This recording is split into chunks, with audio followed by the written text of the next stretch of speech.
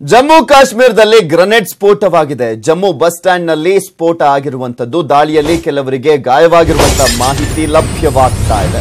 ಜಮ್ಮು ಕಾಶ್ಮೀರದಲ್ಲಿ ಮತ್ತೆ ಈಗ ಸ್ಫೋಟವಾಗಿರುವಂತದ್ದು, ಗ್ರೆನೇಡ್ ಸ್ಫೋಟವಾಗಿದೆ. ಜಮ್ಮು ಬಸ್ ಸ್ಟ್ಯಾಂಡ್ ನಲ್ಲಿ ಈ ಒಂದು ಸ್ಫೋಟ ಸಂಭವಿಸಿದೆ. ಜಮ್ಮು ಕಾಶ್ಮೀರದಲ್ಲಿ ಗ್ರೆನೇಡ್ ಸ್ಫೋಟವಾಗಿರುವಂತದ್ದು, ಜಮ್ಮುವಿನ ಬಸ್ ಸ್ಟ್ಯಾಂಡ್ ನಲ್ಲಿ ಈ ಒಂದು ಸ್ಫೋಟ ಸಂಭವಿಸಿದೆ. ದಾಳಿಯಲ್ಲಿ ಕೆಲವರಿಗೆ ಗಾಯವಾಗಿರುವಂತಹ ಮಾಹಿತಿ ಲಭ್ಯವಾಗ್ತಾ ಇದೆ. ಇದು ಜಮ್ಮು ಕಾಶ್ಮೀರದಲ್ಲಿ ಆಗಿರುವಂತದ್ದು. ಮೊನ್ನೆ ಅಷ್ಟೇ ಆದಂತ ಪುಲ್ವಾಮಾ ದಾಳಿಯ ಸಂದರ್ಭದಲ್ಲಿ ಯಾವ ರೀತಿಯಾಗಿ ಜಮ್ಮು ಕಾಶ್ಮೀರ ನಲುಗಿ ಹೋಗಿತ್ತು ಅನ್ನೋದನ್ನ ಕೂಡ ನೋಡಿದ್ವಿ. ಮತ್ತೆ ಇದೇ ರೀತಿಯಾದಂತ ಘಟನೆಗಳು ಈಗ ಮರುಕಳಿಸ್ತಾ ಇದೆ. ಅಷ್ಟು ಎಚ್ಚರಿಕೆಯಿಂದ ಇದ್ರೂ ಕೂಡ ಅಲ್ಲಿ ಸೈನಿಕರು ಅಷ್ಟೊಂದು ಪ್ರಮಾಣದಲ್ಲಿ ನಿಯೋಜನೆ ಮಾಡಿದ್ರೂ ಕೂಡ ಈ ಒಂದು ಸ್ಫೋಟ ಸಂಭವಿಸ್ತಾ ಇದೆ. ಈ ಒಂದು ಸ್ಫೋಟದಿಂದ ಹಲವರಿಗೆ ಗಾಯಗಳು ಕೂಡ ಆಗಿದೆ. ಜಮ್ಮು ಕಾಶ್ಮೀರದಲ್ಲಿ ಗ್ರೆನೇಡ್ ಸ್ಫೋಟವಾಗಿ ಅಲ್ಲಿ ಅಂದ್ರೆ ಬಸ್ ಸ್ಟ್ಯಾಂಡ್ ನಲ್ಲಿ ಈ ಒಂದು ಸ್ಫೋಟ ಸಂಭವಿಸಿರುವಂತದ್ದು. ದಾಳಿಯಲ್ಲಿ ಕೆಲವರಿಗೆ ಗಾಯವಾಗಿರುವಂತ ಮಾಹಿತಿ ಲಭ್ಯವಾಗ್ತಾ ಇದೆ. ಬಸ್ ಸ್ಟ್ಯಾಂಡ್ ನಲ್ಲಿ ಸ್ಫೋಟ ಆಗಿರೋದನ್ನ ನೋಡ್ತಾ ಇದ್ರೆ ಇಲ್ಲಿ ಮೋಸ್ಟ್ ಪ್ರಾಬಬ್ಲಿ ಸಾಕಷ್ಟು ಸಂಖ್ಯೆಯಲ್ಲಿ ಜನ ಇರ್ತಾರೆ. ಸ್ಫೋಟ ಆದಂತಹ ಸಂದರ್ಭದಲ್ಲಿ ಸಾವಾಗ್ಲಿ ಏನಾದ್ರೂ ಆಗ್ಲಿ ಅನ್ನೋ ಲೆಕ್ಕಾಚಾರದಲ್ಲಿ ಈ ಒಂದು ದಾಳಿಯನ್ನ ಮಾಡಿರೋದು ಸ್ಪಷ್ಟವಾಗಿ ಗೊತ್ತಾಗ್ತಾ ಇದೆ. ಸಂಪೂರ್ಣವಾಗಿ ಆ ಒಂದು ಜಾಗವನ್ನ ಈಗ ಪರಿಶೀಲಿಸಲಾಗ್ತಾ ಇದೆ. ಸ್ಫೋಟದಿಂದ ಕೆಲವರಿಗೆ ಗಾಯಗಳು ಕೂಡ ಆಗಿದೆ.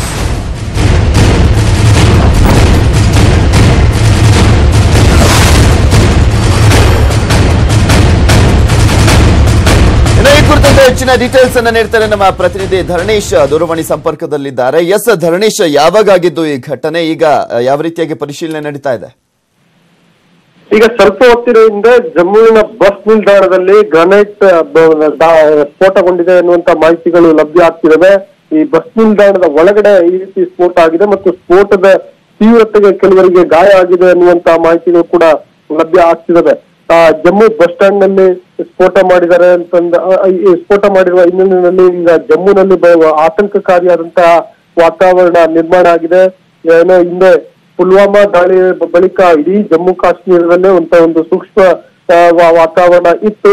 ಈಗ ಜಮ್ಮು ಕಾಶ್ಮೀರದಲ್ಲಿ ಗ್ರೆನೇಡ್ ಸ್ಫೋಟ ಆಗಿರೋದ್ರಿಂದ ಬೇರೆ ಏನಾದ್ರೂ ಮತ್ತೆ ಆಗಬಹುದು, ಭಯೋತ್ಪಾದಕರು ಇಲ್ಲಿಗೆ ಬಂದಿರಬಹುದು ಅನ್ನುವ ಒಂದು ಆತಂಕ ನೆಲೆ ಮಾಡಿದೆ. ಹಾಗಾಗಿ ಅಲ್ಲಿ ಒಂದು ಭಯದ ವಾತಾವರಣ ಸೃಷ್ಟಿಯಾಗಿದೆ. ಈಗಾಗಲೇ ಈ ಒಂದು ಗ್ರೆನೇಡ್ ಸ್ಫೋಟ ಆಗಿರುವಂತಹ ಜಮ್ಮು ಬಸ್ ನಿಲ್ದಾಣಕ್ಕೆ ಸ್ಥಳೀಯ ಪೊಲೀಸರು ಆಗಮಿಸಿದರೆ ಅವರು ಪರಿಶೀಲನೆಯನ್ನ ನಡೆಸಿದ್ದಾರೆ ಮತ್ತು ಈ ಬಸ್ ನಿಲ್ದಾಣವನ್ನ ತಮ್ಮ ಸುಪರ್ದಿಗೆ ತೆಗೆದುಕೊಂಡಿದ್ದಾರೆ ಪೊಲೀಸ್ನವರು. ಯಾಕೆಂತಂದ್ರೆ ಆ ಪರಿಶೀಲನೆಯನ್ನ ನಡೆಸಲಿಕ್ಕೆ ಮತ್ತು ತನಿಖೆಯನ್ನ ನಡೆಸಲಿಕ್ಕೆ ಅಲ್ಲಿ ಈಗ ಕುರುಹುಗಳನ್ನ ಸಂಗ್ರಹ ಮಾಡ್ತಿದ್ದಾರೆ, ಸಾಕ್ಷ್ಯಗಳನ್ನ ಸಂಗ್ರಹ ಮಾಡ್ತಿದ್ದಾರೆ, ಹೇಗೆ ಆಗಿರಬಹುದು ಅನ್ನುವಂಥದ್ದನ್ನ ಪರಿಶೀಲನೆಯನ್ನ ಮಾಡ್ತಿದ್ದಾರೆ. ಸೊ ಹಾಗಾಗಿ ಈಗ ಜಮ್ಮು ಬಸ್ ನಿಲ್ದಾಣ ಮತ್ತು ಇತರ ಪ್ರದೇಶಗಳಲ್ಲಿ ಒಂದು ಆತಂಕಕಾರಿಯಾದಂತಹ ವಾತಾವರಣ ಕಂಡು ಬರ್ತಾ ಇದೆ ಸದ್ಯದ ಮಾಹಿತಿಗಳ ಪ್ರಕಾರ.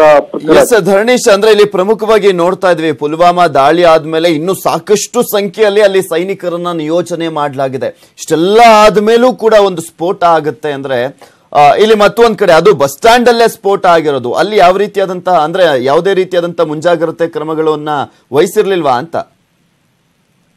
ಈಗ ಬರ್ತಿರುವಂತಹ ಪ್ರಾಥಮಿಕ ವರದಿಗಳ ಪ್ರಕಾರ ಏನಂತಂದ್ರೆ ಜಮ್ಮು ಬಸ್ ನಿಲ್ದಾಣದಲ್ಲಿ ಅಂದ್ರೆ ಜನನಿಬಿಡ ಪ್ರದೇಶದಲ್ಲಿ ಈ ರೀತಿಯ ಬಾಂಬ್ ಸ್ಫೋಟವನ್ನ ಮಾಡಿ ಒಂದು ಭಯವನ್ನ ಸೃಷ್ಟಿಸಬೇಕು ಮತ್ತು ಒಂದಷ್ಟು ಜನ ಹತ್ಯೆ ಮಾಡಬೇಕು ಅನ್ನುವಂತ ಹಿನ್ನೆಲೆಯಲ್ಲೇ ಈ ರೀತಿಯ ಸ್ಫೋಟಕ್ಕೆ ಸಂಚು ರೂಪಿಸಲಾಗಿದೆ. ಮತ್ತಷ್ಟು ಮಾಹಿತಿಯನ್ನ ಪಡ್ಕೊಳ್ತೀನಿ. ವೀಕ್ಷಕರೇ, ನೋಡ್ತಾ ಇದ್ವಿ ದೃಶ್ಯಗಳಲ್ಲಿ ಅಲ್ಲಿ ಯಾವ ರೀತಿಯಾದಂತಹ ಸ್ಫೋಟ ಸಂಭವಿಸಿದೆ ಮತ್ತು ಒಂದ್ ಕಡೆ ಪೊಲೀಸರು ಅಲ್ಲಿ ಕಂಪ್ಲೀಟ್ ಆಗಿ ಆ ಸ್ಫೋಟ ನಡೆದಂತಹ ಜಾಗವನ್ನ ಮಾರ್ಕ್ ಮಾಡಿದ್ದಾರೆ.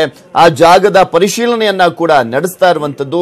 ಸಾಕಷ್ಟು ಸಂಖ್ಯೆಯಲ್ಲಿ ಈಗ ಆಲ್ರೆಡಿ ಅಲ್ಲಿ ಪೊಲೀಸರು ಕೂಡ ಬಂದಿದ್ದಾರೆ ಮತ್ತು ಒಂದ್ ಕಡೆ ಜನರು ಕೂಡ ಆತಂಕದಿಂದ ಏನಾಯ್ತು ಅನ್ನೋದನ್ನ ಬಂದು ನೋಡ್ತಾ ಇದ್ದಾರೆ. ಮತ್ತು ಒಂದ್ ಕಡೆ ರಕ್ತದ ಕಲೆಗಳನ್ನ ಕೂಡ ನೀವು ನೋಡ್ತಾ ಇರ್ಬೋದು. ಆ ಒಂದು ಜಾಗದಲ್ಲೇ ಅಲ್ಲಿ ಮಾರ್ಕ್ ಅನ್ನ ಕೂಡ ಮಾಡಲಾಗಿದೆ, ನೀವು ನೋಡ್ತಾ ಇರ್ಬೋದು.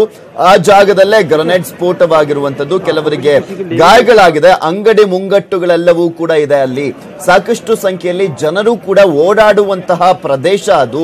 ಇಂತಹ ಜಾಗದಲ್ಲಿ ಸ್ಫೋಟವನ್ನ ಮಾಡಿರುವಂತದ್ದು. ಈ ಸ್ಫೋಟದಲ್ಲಿ ಕೆಲವರಿಗೆ ಗಾಯಗಳಾಗಿದೆ. ಅಷ್ಟೊಂದು ಪ್ರಮಾಣದಲ್ಲಿ ಸೈನಿಕರನ್ನ ನಿಯೋಜನೆ ಮಾಡಿ ಸಾಕಷ್ಟು ಭದ್ರತೆಯನ್ನ ಕೈಗೊಂಡಿದ್ದರೂ ಕೂಡ ಇಲ್ಲಿ ಯಾವ ರೀತಿಯಾಗಿ ಉಗ್ರರಿಂದ ಈ ಸ್ಫೋಟ ಆಗಿದೆಯಾ ಅಥವಾ ಅಲ್ಲಿದ್ದವರೇ ಇದಕ್ಕೆ ಸಪೋರ್ಟ್ ಮಾಡಿ ಈ ರೀತಿಯಾದಂತ ಬ್ಲಾಸ್ಟಿಗೆ ಕಾರಣರಾಗಿದ್ದಾರಾ ಅನ್ನೋದೇ ಪ್ರಶ್ನೆ ಆಗಿದೆ. ನೀವು ಕೂಡ ನೋಡ್ತಾ ಇದ್ದೀರಾ, ಸ್ಫೋಟ ಆದಂತಹ ಜಾಗದಲ್ಲಿ ಅಲ್ಲಿ ಮಾರ್ಕ್ ಅನ್ನ ಮಾಡಲಾಗ್ತಾ ಇದೆ.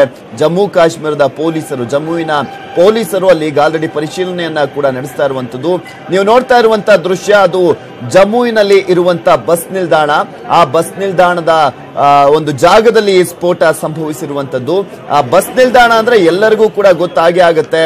ಬಸ್ ನಿಲ್ದಾಣ ಅಂದ್ರೆ ಸಾಕಷ್ಟು ಸಂಖ್ಯೆಯಲ್ಲಿ ಜನ ಬಂದಿರ್ತಾರೆ ಬೇರಿಂದ ಬೇರೆ ಊರಿಗೆ ಹೋಗೋದಕ್ಕೆ ಅಂತ. ಇದೆಲ್ಲದ್ರ ಬಗ್ಗೆ ಮತ್ತಷ್ಟು ಮಾಹಿತಿಯನ್ನ ಪಡ್ಕೊಳ್ಳೋಣ. ಎಸ್ ಧರಣೀಶ್, ನೋಡ್ತಾ ಇದ್ವಿ ಆ ದೃಶ್ಯಗಳನ್ನ ಕೂಡ ಮಾರ್ಕ್ ಮಾಡಿ ಅಲ್ಲಿ ಪೊಲೀಸರು ಈಗ ಆಲ್ರೆಡಿ ಪರಿಶೀಲನೆಯನ್ನ ನಡೆಸ್ತಾ ಇದ್ದಾರೆ, ಭದ್ರತೆಯನ್ನ ಕೂಡ ಕೈಗೊಂಡಿರುವಂತದ್ದು. ಎಲ್ಲೋ ಒಂದ್ ಕಡೆ ಇನ್ನೂ ಕೂಡ ಆ ಒಂದು ಜಾಗದಲ್ಲಿ ನಮ್ಮವರು ಸಪೋರ್ಟ್ ಮಾಡ್ತಿರೋ ಹಿನ್ನೆಲೆಯಲ್ಲೇ ಈ ರೀತಿಯಾದಂತಹ ಘಟನೆಗಳಿಗೆ ಸಾಕ್ಷಿ ಆಗ್ತಾ ಇದೆ ಅನ್ಸುತ್ತೆ. ಈಗ ಅಲ್ಲಿ ಜಮ್ಮುವಿನಲ್ಲಿ ಜನನಿಬಿಡ ಪ್ರದೇಶದಲ್ಲಿ ಈ ರೀತಿ ದಾಳಿ ಸಂಘಟಿಸಿರುವಂತದ್ದು ಬಹಳ ಆಶ್ಚರ್ಯಕರವಾಗಿದೆ ಮತ್ತು ಆತಂಕಕರವಾಗಿದೆ. ಯಾಕೆಂತಂದ್ರೆ ಇಷ್ಟೊಂದು ಜನರ ಮಧ್ಯೆ ಹೇಗೆ ಬಂದು ಈ ಭಯೋತ್ಪಾದಕರು ಅಲ್ಲಿ ನುಸುಳಿದ್ರು, ಅವರ ಬಾಂಬ್ಗಳನ್ನ ಸ್ಫೋಟಿಸಿದ್ರು, ಗ್ರೆನೇಟ್ ಅನ್ನ ಸ್ಫೋಟಿಸಿದ್ರು ಅನ್ನುವಂತ ಪ್ರಶ್ನೆ ಸಹಜವಾಗಿ ಉದ್ಭವಿಸುತ್ತೆ. ಅದೇ ರೀತಿಯಲ್ಲಿ ಈಗ ಪೊಲೀಸಿನವರು ಅಲ್ಲಿ ಮಾರ್ಕ್ ಮಾಡಿ ದೃಶ್ಯಗಳನ್ನು ನೋಡ್ತಿದೀವಿ, ರಕ್ತದ ಕಲೆಗಳನ್ನು ನೋಡ್ತಿದೀವಿ. ಇದರಲ್ಲಿ ಬಹಳ ಸ್ಪಷ್ಟವಾಗಿ ಗೊತ್ತಾಗ್ತಾ ಇದೆ ಏನಂತಂದ್ರೆ ಇದು ಹತ್ಯೆಯನ್ನ ಮಾಡ್ಲಿಕ್ಕೆ ದೊಡ್ಡ ಪ್ರಮಾಣದಲ್ಲಿ ನಾಗರಿಕರನ್ನ ಹತ್ಯೆಯನ್ನ ಮಾಡ್ಲಿಕ್ಕೋಸ್ಕರನೇ ಈ ರೀತಿಯ ಗ್ರೆನೇಡ್ ಸ್ಫೋಟವನ್ನ ಮಾಡಲಾಗಿತ್ತು, ಮತ್ತೆ ಒಂದು ಭಯವನ್ನ ಸೃಷ್ಟಿಸಲಿಕ್ಕೆ ಈ ರೀತಿ ಮಾಡಲಾಗಿದೆ ಅನ್ನುವಂತ ಮಾಹಿತಿಗಳು ಮತ್ತು ಆ ತರದ ಅಂಶಗಳು ಬಹಳ ಸ್ಪಷ್ಟವಾಗಿ ಗೊತ್ತಾಗ್ತಿದ್ದಾವೆ. ಈಗ ಪೊಲೀಸಿನವರು ಅದೇ ಕಾರಣಕ್ಕೋಸ್ಕರ ಇಡೀ ಬಸ್ ಸ್ಟ್ಯಾಂಡ್ ಅನ್ನ ತಮ್ಮ ಸುಪರ್ದಿಗೆ ತೆಗೆದುಕೊಂಡು ಅಲ್ಲಿ ಮಾರ್ಕ್ ಮಾಡಿ ಯಾರಿಗೂ ಕೂಡ ಅಲ್ಲಿ ಪ್ರವೇಶವನ್ನ ಕೊಡದೆ ಕುರುಹುಗಳನ್ನ ಕಲೆ ಹಾಕ್ತಿದ್ದಾರೆ, ಸಾಕ್ಷಿಗಳನ್ನ ಕಲೆ ಹಾಕ್ತಿದ್ದಾರೆ, ಯಾವ ರೀತಿ ಆಗಿರ್ಬೋದು ಅನ್ನುವಂತ ಅಂದಾಜನ್ನ ಮಾಡ್ತಿದ್ದಾರೆ. ಮತ್ತೆ ಈಗ ಈ ಗ್ರೆನೇಡ್ ಸ್ಫೋಟ ಮಾಡಿದವರು ಯಾರು, ಯಾವ ಭಯೋತ್ಪಾದನಾ ಸಂಘಟನೆ ಇದನ್ನ ಮಾಡಿರಬಹುದು ಅನ್ನುವಂತ ಎಲ್ಲವನ್ನ ಸಂಗ್ರಹಿಸಬೇಕಾಗುತ್ತೆ. ಯಾಕೆಂತಂದ್ರೆ ಈಗ ನಮ್ಗೆ ಗೊತ್ತು ಯಾವ್ದು ಈ ತರದ ಘಟನೆ ಆದಂತ ಸಂದರ್ಭದಲ್ಲಿ ಯಾವ್ದಾದ್ರು ಭಯೋತ್ಪಾದನಾ ಸಂಘಟನೆ ಮಾಡಿದ್ರೆ ಅದು ಕೆಲವೊಮ್ಮೆ ಒಪ್ಕೊಳ್ಳುತ್ತೆ, ಕೆಲವೊಮ್ಮೆ ಒಪ್ಕೊಳ್ಳಲ್ಲ. ಸೊ ಈಗ ಈ ಕ್ಷಣದವರೆಗೂ ಕೂಡ ಈಗ ಆಗ್ಲೇ ಘಟನೆಯಾಗಿ ಅರ್ಧ ಮುಕ್ಕಾಲು ಗಂಟೆ ಆಗಿದೆ ಅನ್ನುವಂತ ಮಾಹಿತಿಗಳು ಲಭ್ಯ ಆಗ್ತಿದಾವೆ. ಆದ್ರೆ ಈ ಕ್ಷಣದವರೆಗೂ ಕೂಡ ಯಾರಿಂದನೂ ಅಂತಹ ಒಂದು ನಾವೇ ಮಾಡಿದ್ದು ಅನ್ನುವಂತ ಮಾಹಿತಿಗಳು ಬಂದಿಲ್ಲ. ಹಾಗಾಗಿ ಯಾರು ಮಾಡಿದ್ರು ಮತ್ತೆ ಯಾಕೆ ಮಾಡಿದ್ರು, ಯಾರನ್ನ ಗುರಿಯಾಗಿಟ್ಕೊಂಡು ಮಾಡಿದ್ರು, ಉದ್ದೇಶ ಏನಿತ್ತು ಅನ್ನುವಂತ ಸಹಜ ಪ್ರಶ್ನೆಗಳು ಕಾಡ್ತವೆ. ಆ ಕಾರಣಕ್ಕೋಸ್ಕರ ಈಗ ತನಿಖೆಯನ್ನ ಮಾಡ್ತಿದ್ದಾರೆ. ಮತ್ತೆ ನಾನಾಗ್ಲೇ ಹೇಳ್ತಿದ್ದೆ, ಇದನ್ನ ಒಂದಷ್ಟು ಜನನ್ನ ಬಲಿ ತೆಗೆದುಕೊಳ್ಳುವ ದೃಷ್ಟಿಯಿಂದ ಈ ರೀತಿ ಕೃತ್ಯವನ್ನ ಸಂಘಟಿಸಬಹುದು ಅಂತ. ಆದ್ರೆ ಅದೃಷ್ಟವಶಾತ್ ಯಾರಿಗೂ ಪ್ರಾಣಾಪಾಯ ಆಗಿರುವ ಬಗ್ಗೆ ಇನ್ನು ವರದಿಗಳಾಗಿಲ್ಲ. ಗಾಯಾಳುಗಳಾಗಿದ್ದಾರೆ, ಅವರಿಗೆ ಈಗ ಚಿಕಿತ್ಸೆಯನ್ನ ಕೊಡಿಸಲಾಗ್ತಿದೆ. ಮತ್ತೆ ಅವರೆಲ್ಲರೂ ಕೂಡ ಆ ನಂತರದಲ್ಲಿ ಅವರನ್ನು ತನಿಖೆಗೆ ಒಳಪಡಿಸುವಂತ ಸಾಧ್ಯತೆಗಳು ಇದಾವೆ. ಮತ್ತೆ ಈಗಲೂ ಕೂಡ ಅಲ್ಲಿ ಯಾರು ಬಂದ್ರು, ಯಾರು ಹೋದ್ರು, ಇವೆಲ್ಲವನ್ನ ಕೂಡ ಪರಿಶೀಲಿಸಬೇಕಾಗತ್ತೆ. ಬಸ್ ಸ್ಟ್ಯಾಂಡ್ ನಲ್ಲಿ ಇದ್ದಂತಹ CCTV ದೃಶ್ಯಗಳನ್ನ ಪರಿಶೀಲಿಸಬೇಕಾಗತ್ತೆ. ಯಾಕೆಂದ್ರೆ ಯಾರು ಬಂದ್ರು, ಮತ್ತೆ ಯಾರು ಇದನ್ನೆಲ್ಲ ಮಾಡಿರಬಹುದು, ಎಲ್ಲಿತ್ತು ಗ್ರೆನೇಡ್, ಎಲ್ಲಿ ಸ್ಫೋಟ ಆಯ್ತು, ಅದರ ಪ್ಲೇಸ್ಮೆಂಟ್ ಏನಿತ್ತು, ಈ ಎಲ್ಲ ಅಂಶಗಳನ್ನ ಪೊಲೀಸಿನವರು ಪತ್ತೆ ಹಚ್ಚಬೇಕಾಗತ್ತೆ. ಸೊ ಆ ಪರಿಶೀಲನಾ ಕಾರ್ಯ ಈಗ ನಡೀತಾ ಇದೆ ಪೃಥ್ವಿರಾಜ್. ಎಸ್ ಧರಣೇಶ್, ಮತ್ತೊಂದ್ ಕಡೆ ಏರ್ ಸ್ಟ್ರೈಕ್ ಆದ್ಮೇಲೆ ನಾವೇನ್ ವಿಚಲಿತರಾಗಿಲ್ಲ. ನಮ್ಮನ್ನ ಅಂದ್ರೆ ಉಗ್ರರನ್ನ ಏನು ಮಾಡ್ಕೊಳ್ಳೋದಕ್ಕಾಗಲ್ಲ, ನೀವೆಷ್ಟೇ ಸೈನಿಕರನ್ನ ತಂದು ನಿಯೋಜನೆ ಮಾಡಿದ್ರು ಅಷ್ಟೇ, ನಾವು ನಮ್ಮ ಒಂದು ಉದ್ದೇಶವನ್ನ ಈಡೇರಿಸಿಕೊಳ್ತೀವಿ ಅನ್ನೋದನ್ನ ಸ್ಪಷ್ಟ ಸಂದೇಶ ಕೊಡೋದಕ್ಕೆ ಹೊರಟಿದ್ದಾರೆ ಅನ್ಸುತ್ತೆ ಈ ರೀತಿಯಾದಂತ ಬಾಂಬ್ ಬ್ಲಾಸ್ಟ್ ಗಳನ್ನ ಮಾಡೋ ಮುಖಾಂತರ. ಎಕ್ಸಾಕ್ಟ್ಲಿ ಏನಂತಂದ್ರೆ ಏರ್ ಸ್ಟ್ರೈಕ್ ಮಾಡುವ ಮುಖಾಂತರ ಅಥವಾ ಬೇರೆ ಸೇನೆಯನ್ನ ದೊಡ್ಡ ಪ್ರಮಾಣದಲ್ಲಿ ಜಮ್ಮು ಕಾಶ್ಮೀರದಲ್ಲಿ ಗಡಿಯಲ್ಲಿ ನಿಯೋಜನೆ ಮಾಡುವ ಮುಖಾಂತರ ಅಥವಾ ಬೇರೆ ಸ್ಥಳೀಯ ಪೊಲೀಸ್ ವ್ಯವಸ್ಥೆಯನ್ನ ಬಿಗಿಗೊಳಿಸುವ ಮುಖಾಂತರ ನಮ್ಮನ್ನ ಏನು ಮಾಡ್ಲಿಕ್ಕೆ ಸಾಧ್ಯ ಇಲ್ಲ, ನಾವು ಯಾವುದೇ ರೀತಿಯಲ್ಲಿ ವಿಚಲಿತರ ಆಗಿಲ್ಲ, ಮತ್ತೆ ನೀವೇನೇ ಮಾಡಿದ್ರು ಮಾಡಿ, ನಾವು ನಮ್ ಕೆಲಸ ಮಾಡ್ತೇವೆ ಅನ್ನುವಂತ ಸಂದೇಶವನ್ನ ಕಳಿಸ್ಲಿಕ್ಕೋಸ್ಕರ ಈ ತರದ ಗ್ರೆನೇಡ್ ದಾಳಿ. ಸೊ ಓಕೆ ಧರಣೇಶ್, ನಿಮ್ ಜೊತೆ ಮಾತಾಡ್ತೀನಿ. पैर कट गया था, किसी का पेट कट गया था, मतलब यहाँ पे आप देख सकते हैं खून की छींटी भी गिरी हुई है काफी। खून की मैं यहाँ से थोड़ा आगे था, वो दुकान है जो सामने बार्बर की, वहाँ पे सामने। Thank you sir. S Dharanesh ಮಾತಾಡಿ. ಎಸ್ ನೀವು ಹೇಳ್ತಾ ಇದ್ರೆ ಇಲ್ಲಿ ಪ್ರಮುಖವಾಗಿ ಎಲ್ಲಾ ರೀತಿಯಾದಂತಹ ಕಟ್ಟೆಚ್ಚರವನ್ನ ವಹಿಸಿದ್ರೂ ಕೂಡ ಈ ರೀತಿಯಾಗಿ ಆಗಿದೆ ಅನ್ನೋದು, ಮತ್ತೊಂದ್ ಕಡೆ ಎಚ್ಚರಿಕೆಯನ್ನ ಕೊಡುವಂತ ಸಂದೇಶವನ್ನ ಕೊಡುವಂತ ಕೆಲಸವನ್ನ ಮಾಡ್ತಾ ಇದ್ದಾರೆ ಅಂತ. यहाँ पे सर मैंने देखा अभी तकरीबन यहाँ से कोई 10 मिनट पहले की बात है, यहाँ पे काफ़ी बताया जा रहा है कि ब्लास्ट हुआ है यहाँ पे एक, उसकी वजह से काफ़ी सारे लोगों को इंजरीज हुए हैं, अभी सारे रेफर किए गए हैं वो बख्शीनगर हॉस्पिटल में। तो वही मैं बताना चाहता हूँ कि जगदम यहाँ से हड़बड़ मची है, ठीक है। बताया जा रहा है कि ऊपर साइड से डाउन के लिए डाला गया हुआ है। किस पे किया, गाड़ी पे किया? ये सर गाड़ी पे पड़ा हुआ है, ये कंफर्म मैं कर नहीं सकता कि लोगों पे गिराया या गाड़ी पे गिराया, क्योंकि जो उनका गिरा है वो आपका गिरा हुआ है बस पे, नॉट इवन ए पीपल्स। जी ओके, थैंक यू।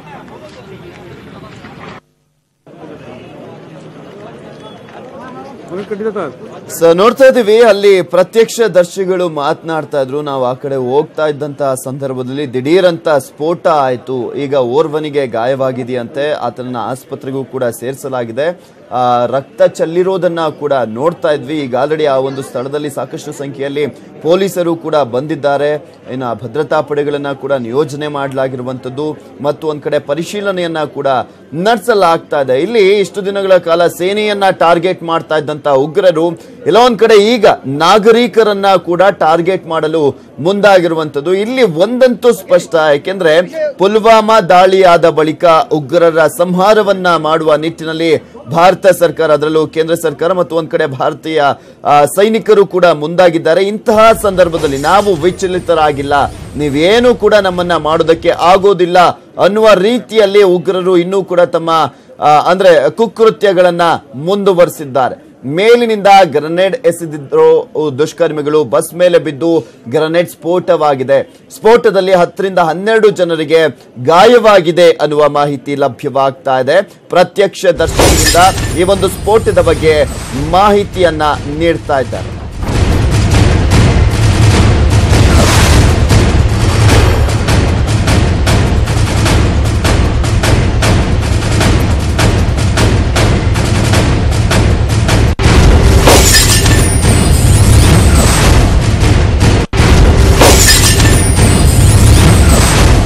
ಮೇಲಿನಿಂದ ಗ್ರೆನೇಡ್ ಅನ್ನ ಎಸೆದ್ರು ದುಷ್ಕರ್ಮಿಗಳು. ಈ ಒಂದು ಸಂದರ್ಭದಲ್ಲಿ ಆ ಒಂದು ಗ್ರೆನೇಡ್ ಬಸ್ ಮೇಲೆ ಬಿತ್ತು.